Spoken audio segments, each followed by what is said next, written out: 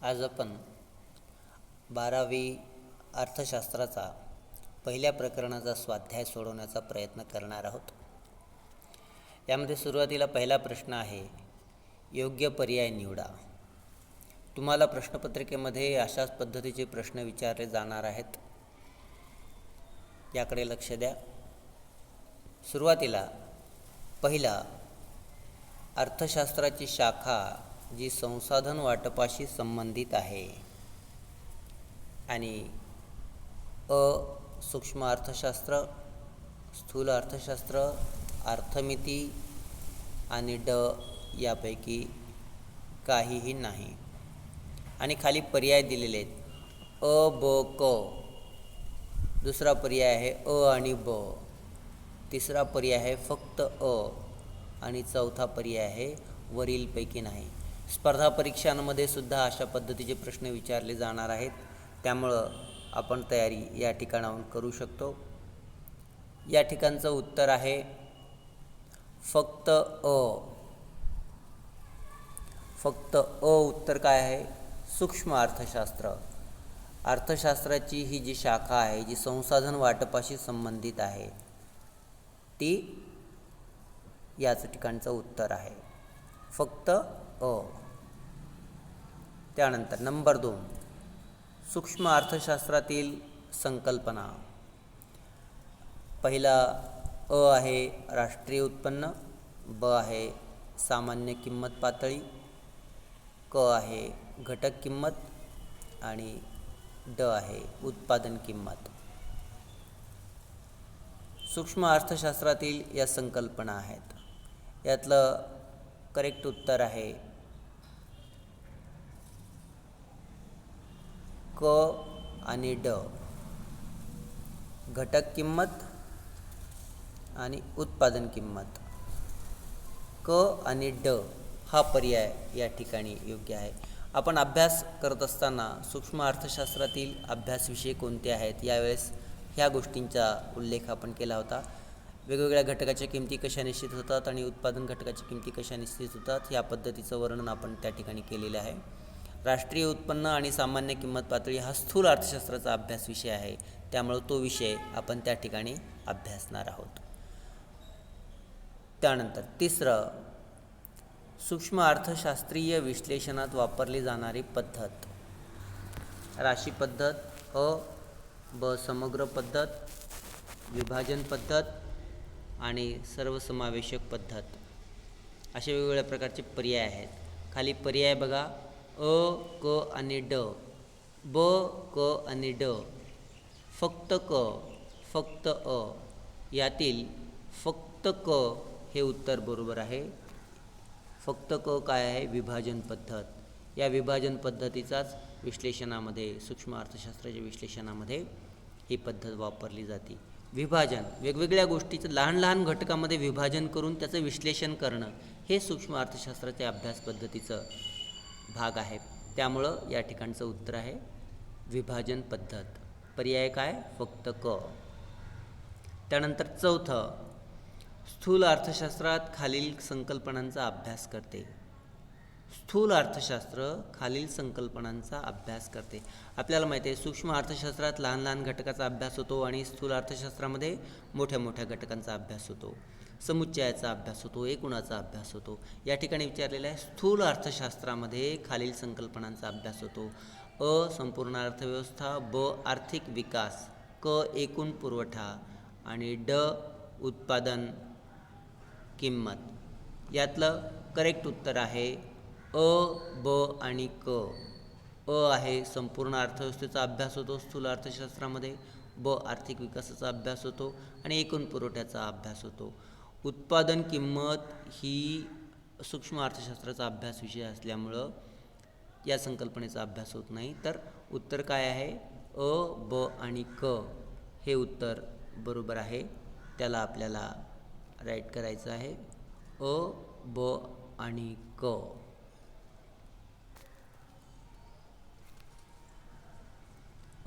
ब आणि क पहिला पर्याय.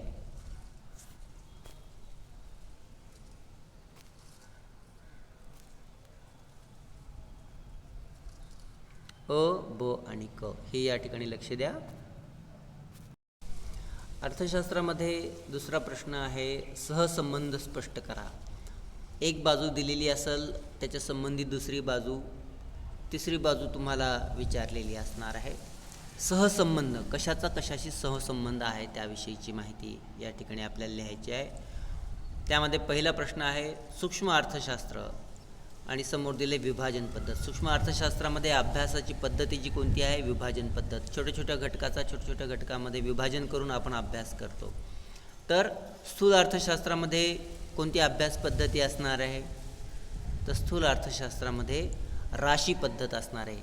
या ठिकाणी राशी पद्धत असं आपल्याला या ठिकाणी लिहायचं आहे.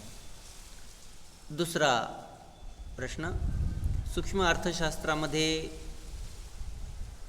झाडाचा अभ्यास होतो, तर स्थूल अर्थशास्त्रामध्ये आपल्याला माहिती आहे, आपण व्याख्या पाहत असतानाही पाहिले की सूक्ष्म अर्थशास्त्र म्हणजे काय, सगळ्या जंगलातल्या एका झाडाचा अभ्यास. आणि स्थूल अर्थशास्त्र म्हणजे काय, तर समुच्चयाचा अभ्यास. म्हणजे काय, या ठिकाणी उत्तर येईल जंगलाचा अभ्यास, जंगलातल्या सर्व झाडांचा अभ्यास. अशा पद्धतीनं तुम्हाला सहसंबंध स्पष्ट करायचा आहे. त्यानंतर तिसरं आहे, स्थूल अर्थशास्त्र हे उत्पन्न आणि रोजगार सिद्धांत म्हणून ओळखलं जातं. आपण वैशिष्ट्यांमध्ये पाहिलं होतं. स्थूल अर्थशास्त्र हे उत्पन्न आणि रोजगार सिद्धांत म्हणून ओळखलं जातं. तर सूक्ष्म अर्थशास्त्र हे किंमत सिद्धांत म्हणून ओळखलं जातं. या ठिकाणी किंमत निश्चितीचा सिद्धांत अशा पद्धतीनं आपल्याला शब्द लिहायचा आहे. त्यानंतर मॅक्रोस म्हणजे स्थूल अर्थशास्त्र. हे आपल्याला माहिती आहे, आपण ग्रीक शब्दापासून मायक्रो आणि मॅक्रो या शब्दाची उत्पत्ती कशी झालेली आहे, लहान आणि मोठा असं वर्णन आपण जसं त्या पाठ पाहत असताना केलं होतं, तशा पद्धतीनं मॅक्रोस म्हणजे काय, तर स्थूल, मोठं, एकूणाचं, समुच्चयाचं. तर मायक्रोस म्हणजे काय, तर सूक्ष्म. त्या ठिकाणी आपल्याला काय शब्द लिहावा लागेल, सूक्ष्म अर्थशास्त्र असा शब्द या ठिकाणी लिहावा लागेल. त्यानंतर पाचवं आहे सर्वसाधारण समतोल. स्थूल अर्थशास्त्रामध्ये आपण पाहिलं होतं की स्थूल अर्थशास्त्र सर्वसाधारण समतोलाचा अभ्यास त्या ठिकाणी करतं. तर सूक्ष्म अर्थशास्त्रामध्ये कशा पद्धतीचा अभ्यास केला जातो, तर त्या ठिकाणी आंशिक संतुलनाचा अभ्यास केला जातो. हे अभ्यास करत असतानाचे अभ्यास पद्धती आपल्याला पाहायला मिळतात.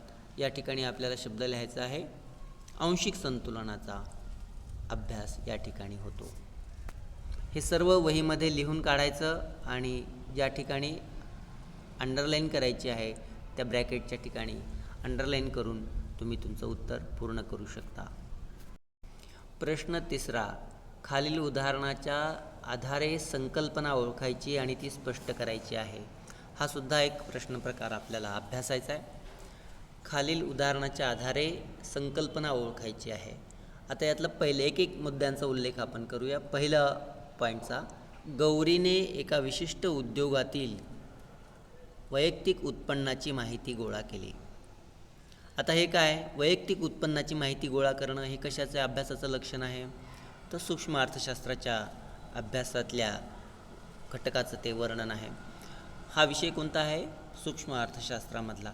वैयक्तिक घटकाचा अभ्यास काय केलेला आहे, वैयक्तिक घटकाचा अभ्यास या ठिकाणी गौरीनं केलेला आहे. या ठिकाणी तुम्ही लिहायचं वैयक्तिक घटकाचा अभ्यास.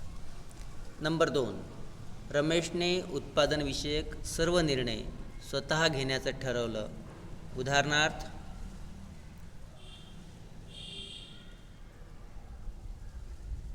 काय आणि कसे उत्पादन करायचे. रमेशने उत्पादनविषयक सर्व निर्णय स्वतः घेण्याचे ठरवले. उदाहरणार्थ, काय आणि कसे उत्पादन करायचे. तर हे काय आहे, तर मुक्त अर्थव्यवस्थेतला व्यावसायिकाचे निर्णय आहेत. संयोजक जशा पद्धतीनं निर्णय घेतो त्या शब्दाचा उल्लेख आपण या ठिकाणी करायचा आहे. काय, मुक्त बाजार अर्थव्यवस्थेमधील व्यावसायिकाचे निर्णय.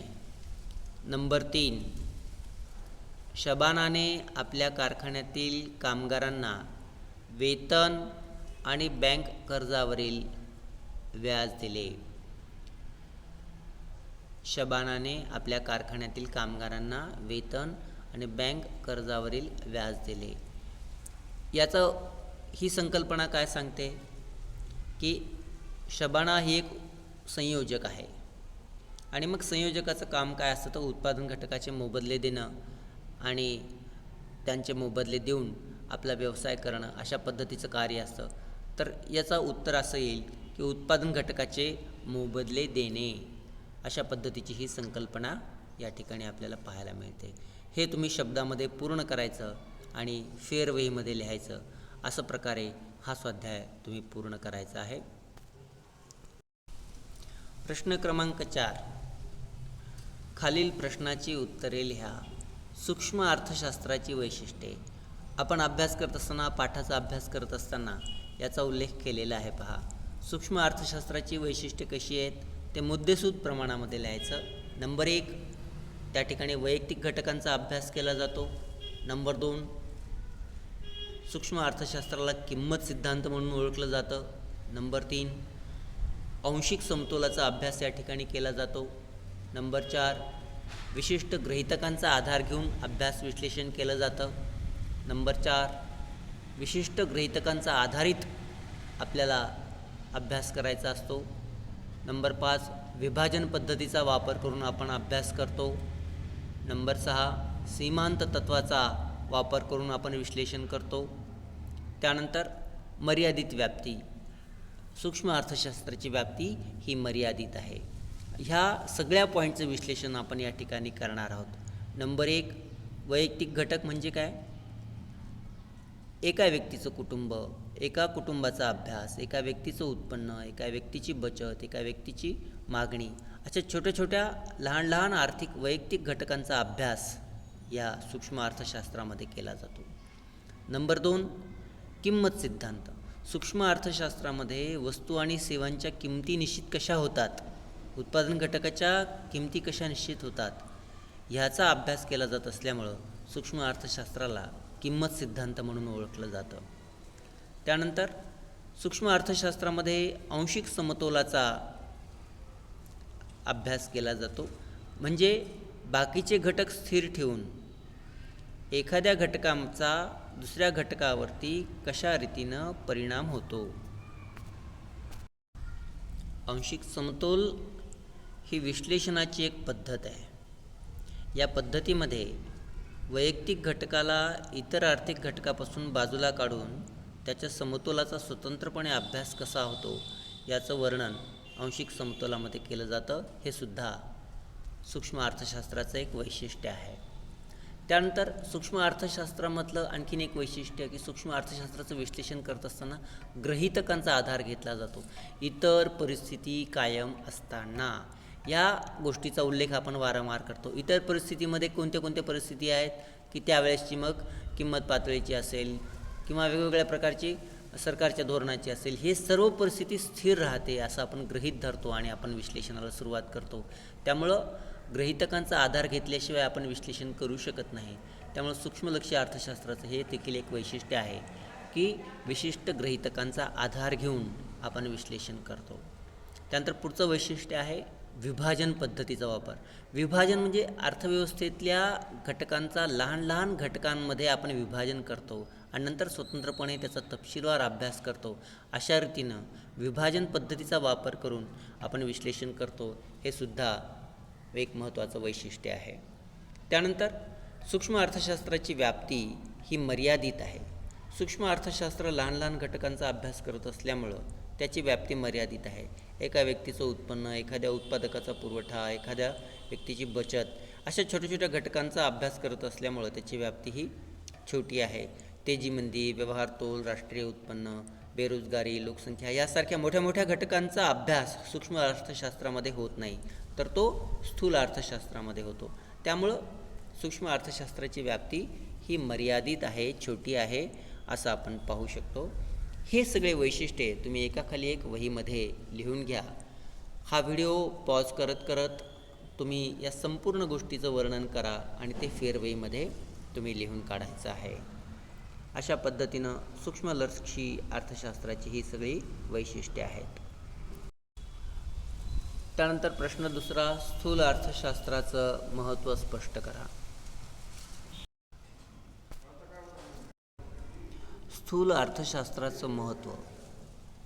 स्थूल अर्थशास्त्र अभ्यास करण्याचं कारण काय आहे, त्याचं काय महत्त्व आहे याचं वर्णन आपण या ठिकाणी करणार आहेत. नंबर 1, अर्थव्यवस्थेची कार्यपद्धती समजण्यासाठी स्थूल अर्थशास्त्राचा उपयोग होतो. अर्थव्यवस्थेमध्ये अनेक गोष्टी घडतात, अनेक गुंतागुंतीच्या गोष्टी घडतात. या चलांचं वर्तन काय आहे हे लक्षात या ठिकाणी येतं. त्यामुळं स्थूल अर्थशास्त्राचा अभ्यास करायचा आहे. एकूण गुंतवणूक कशी होती आहे, एकूण मागणी कशी आहे, एकूण पुरवठा कसा आहे, एकूण रोजगार कसा आहे, याचा अभ्यास जर करायचा असेल तर स्थूल अर्थशास्त्रामध्येच तो होत असल्यामुळं स्थूल अर्थशास्त्राच्या अभ्यासाचं महत्त्व आहे. नंबर 2, स्थूल अर्थशास्त्रामध्ये एकूणाचा अभ्यास होतो. त्यामध्ये आर्थिक चढउतारांचा अभ्यास होतो. उत्पन्नातला चढउतार कसा आहे, उत्पादनातला चढउतार कसा आहे, रोजगाराचा चढउतार कसा आहे, ह्याच्यावरती अभ्यास करण्यासाठी आपल्याला स्थूल अर्थशास्त्राच्या अभ्यासाचा उपयोग होतो. आणि याची तीव्रता कमी करण्यासाठी मग कोणकोणते उपाय आपल्याला याच्यावरती करावे लागतात, हा सुद्धा स्थूल अर्थशास्त्राच्याच अभ्यासाचा विषय आहे. त्यानंतर नंबर 3, राष्ट्रीय उत्पन्न. राष्ट्रीय उत्पन्न मोजणे हे स्थूल अर्थशास्त्राचाच एक अभ्यासाचा विषय आहे. उत्पन्नामध्ये कशी वाढ झाली, उत्पन्नाची पद्धत कशी आहे, अशा गोष्टींचा अभ्यास आपण या ठिकाणी करतो. त्यामुळं नवीन नवीन आर्थिक धोरण याची मांडणी करणं यामुळं सोपं जातं. म्हणून स्थूल अर्थशास्त्राच्या अभ्यासाचं महत्त्व आहे.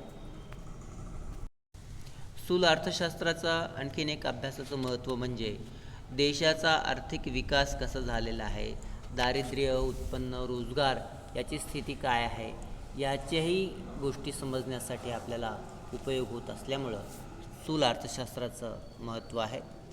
त्यानंतर अर्थव्यवस्थेची कामगिरी.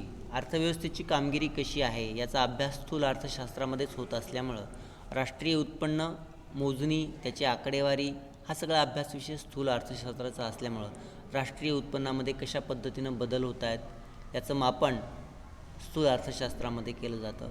एका आर्थिक वर्षामध्ये वस्तू आणि सेवांच्या उत्पादन कसं झालेलं आहे त्याची तुलना आपल्याला या ठिकाणी करता येते आणि मग पुढील निर्णय घेता येऊ शकतात.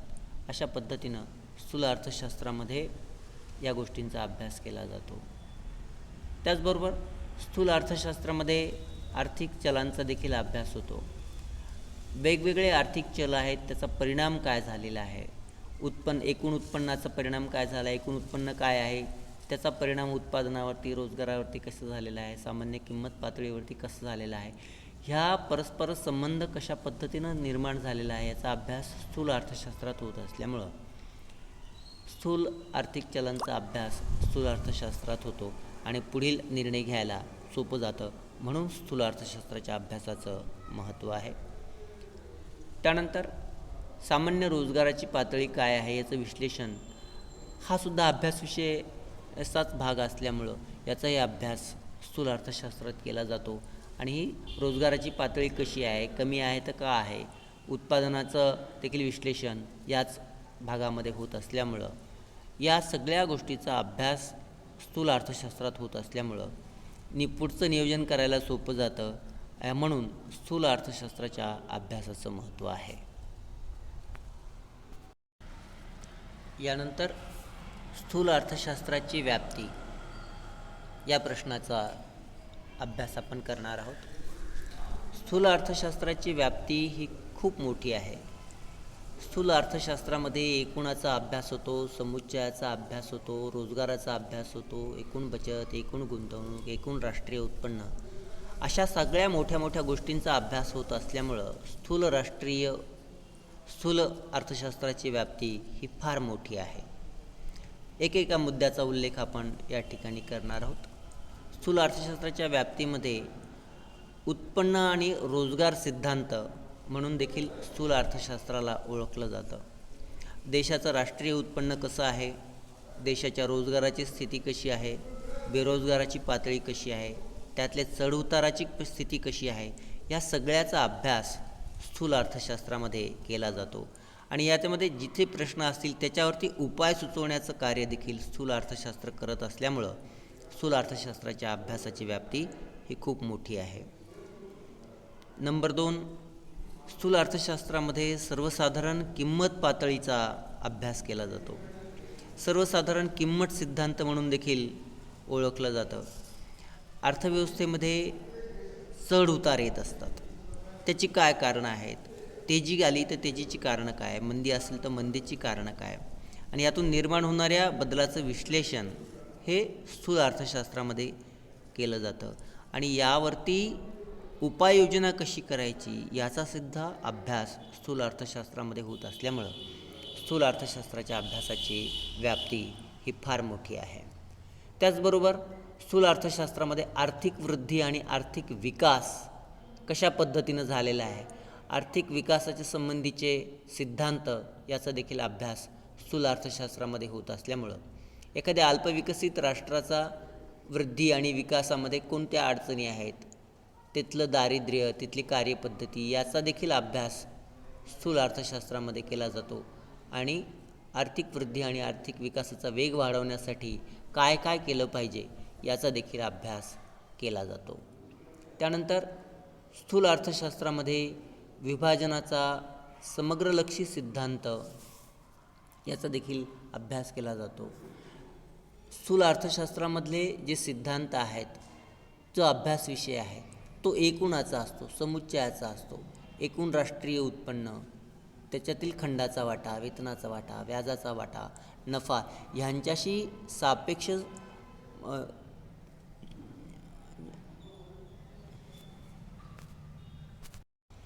एकूण राष्ट्रीय उत्पन्नामधला खंडाचा वाटा कसा आहे, वेतनाचा वाटा कसा आहे, व्याजाचा वाटा कसा आहे, नफ्याचा वाटा कसा आहे या संबंधित सापेक्ष भागाशी निगडीत विश्लेषण केलं जातं. आणि त्यामुळं स्थूल अर्थशास्त्राची व्याप्ती ही फार मोठी आहे असं आपण या ठिकाणी म्हणतो. प्रश्न क्रमांक 5, खालील विधानाशी आपण सहमत आहात किंवा असहमत आहात ते सकारण स्पष्ट करा. विधानाशी सहमत आहात किंवा नाही याच्यासाठी 1 मार्क असतो आणि त्याच्या विश्लेषणासाठी 3 मार्क असतात. अशा पद्धतीनं 4 मार्काचा हा एक सुंदर प्रश्न आहे. त्यामध्ये तुम्हाला तुमचं मत सकारण स्पष्ट करायचं. सहमत असाल तर का आहे, सहमत नसाल तर का नाही. या प्रश्नाचा चर्चा आपण या भागामध्ये करणार आहोत. सुरुवातीला सूक्ष्मलक्षी अर्थशास्त्राची व्याप्ती अमर्याद आहे असं वाक्य आहे.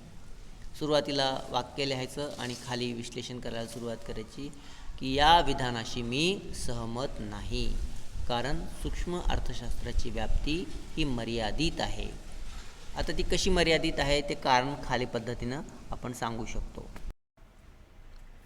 सूक्ष्म अर्थशास्त्राची व्याप्ती ही मर्यादित आहे याचं विश्लेषण करत असताना सूक्ष्म या शब्दाचा अर्थच आहे लहान लहान घटकांचा अभ्यास. त्यामुळं सूक्ष्मलक्षी अर्थशास्त्रात लहान लहान घटकांचा अभ्यास होत असल्यामुळं सूक्ष्मलक्षी अर्थशास्त्राची व्याप्ती ही मर्यादित आहे. मायक्रो या शब्दापासून मायक्रो इकॉनॉमिक्सची निर्मिती झालेली आहे. त्याचा अर्थच लहान लहान घटकांचा अभ्यास असा होत असल्यामुळं सूक्ष्म अर्थशास्त्राची व्याप्ती ही मर्यादित आहे. नंबर 2, सूक्ष्म अर्थशास्त्रामध्ये विशिष्ट कुटुंब, विशिष्ट उत्पादन संस्था, वैयक्तिक मागणी, वैयक्तिक पुरवठा, वैयक्तिक उत्पन्न, वैयक्तिक बचत अशा गोष्टी लहान लहान गोष्टींचा अभ्यास होत असल्यामुळं सूक्ष्म अर्थशास्त्राची व्याप्ती ही मर्यादित आहे. त्याचबरोबर सूक्ष्म अर्थशास्त्रामध्ये किंमत सिद्धांत म्हणून देखील ओळखलं जातं. त्याचबरोबर सूक्ष्म अर्थशास्त्रामध्ये लहान लहान घटकांचा अभ्यास होत असल्यामुळं सूक्ष्म अर्थशास्त्राची व्याप्ती ही लहान आहे. या ठिकाणी समुच्चयाचा विचार होत नाही, एकूणाचा विचार होत नाही, तर वैयक्तिक स्वरूपाचा विचार होत असल्यामुळं, छोट्या छोट्या घटकांचा विचार होत असल्यामुळं सूक्ष्मलक्षी अर्थशास्त्राची व्याप्ती मर्यादित आहे. म्हणून वरील विधानाशी मी सहमत नाही असं वर्णन आपल्याला या ठिकाणी करायचं आहे. दुसरं वाक्य आहे स्थूल अर्थशास्त्रात वैयक्तिक वर्तनाचा अभ्यास केला जातो. स्थूल अर्थशास्त्रात वैयक्तिक वर्तनाचा अभ्यास केला जातो. आता कसं लिहिणार या ठिकाणी? या विधानाशी मी सहमत नाही, कारण स्थूल अर्थशास्त्राचा अर्थच आहे स्थूल म्हणजे एकूणाचा, समुच्चयाचा. मॅक्रो म्हणजे मोठ्या मोठ्या घटकांचा. स्थूल अर्थशास्त्रामध्ये मोठ्या मोठ्या घटकांचा अभ्यास होतो, वैयक्तिक घटकाचा नाही. वैयक्तिक मागणी, वैयक्तिक पुरवठा किंवा विशिष्ट घटकाच्या किमती, हा छोट्या छोट्या घटकांचा अभ्यास स्थूल अर्थशास्त्रात केला जात नाही. नंबर 2, सूक्ष्मलक्षी अर्थशास्त्रामध्ये लहान घटकांचा अभ्यास होतो. स्थूल अर्थशास्त्रामध्ये एकूणाचा अभ्यास होतो, समुच्चयाचा अभ्यास होतो. त्यामुळं वैयक्तिक घटकांचा अभ्यास केला जात नाही. त्याचबरोबर तिसरं पॉईंट आपण त्याच्याशी लिहू शकतो. स्थूल अर्थशास्त्रामध्ये राष्ट्रीय उत्पन्न, किमतीतील चढउतार, तेजी मंदी, रोजगाराच्या संबंधीचे प्रश्न ह्यासारख्या मोठ्या मोठ्या घटकांचा अभ्यास होतो.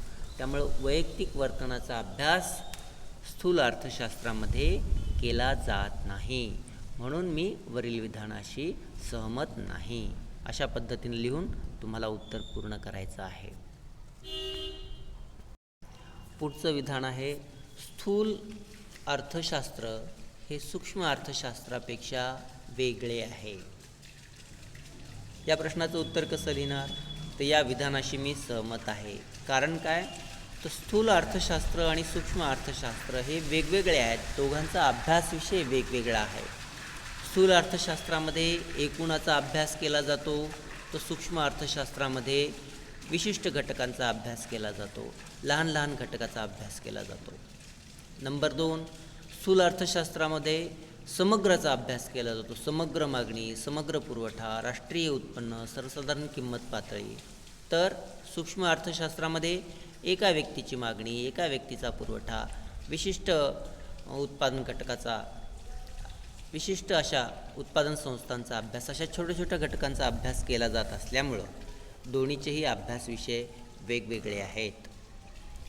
त्यामुळं स्थूल अर्थशास्त्र आणि सूक्ष्म अर्थशास्त्र हे वेगळे आहेत असं आपण वर्णन करू शकतो. त्याचबरोबर स्थूल अर्थशास्त्रामध्ये सर्वसाधारण समतोलाच्या अभ्यासावरती भर दिलेला असतो, तर सूक्ष्म अर्थशास्त्रामध्ये आंशिक समतोलावरती भर दिलेला असतो. सूक्ष्म अर्थशास्त्रामध्ये वेगवेगळ्या गृहीतकांचा वापर केला जातो, तर स्थूल अर्थशास्त्रामध्ये कोणत्याही गृहीतकांचा वापर केला जात नाही विश्लेषण करत असताना. त्यामुळं हा देखील एक फरक आपल्याला या ठिकाणी सांगता येतो. त्याचबरोबर सूक्ष्म अर्थशास्त्रामध्ये छोट्या छोट्या घटकांचा अभ्यास होतो आणि स्थूल अर्थशास्त्रामध्ये मोठ्या मोठ्या घटकांचा अभ्यास होतो. अशा पद्धतीनं स्थूल अर्थशास्त्र हे सूक्ष्म अर्थशास्त्रापेक्षा वेगळं आहे. म्हणून वरील विधानाशी मी सहमत आहे. अशा पद्धतीचं वर्णन तुम्हाला करायचं आहे. हे सर्व या गतीनं मी सांगितलं, त्या गतीनं तुम्हाला लिहिणं शक्य नाही. त्यामुळं तुम्ही हे पॉज करत करत थांबत तुम्ही विश्लेषण पूर्ण करायचं आहे. आधी समजून घ्यायचं आणि मग लिहायचं आहे तुमच्या फेअरवेमध्ये. चौथं विधान आहे, सूक्ष्म अर्थशास्त्रात विभाजन पद्धतीचा वापर केला जातो. या विधानाशी मी सहमत आहे.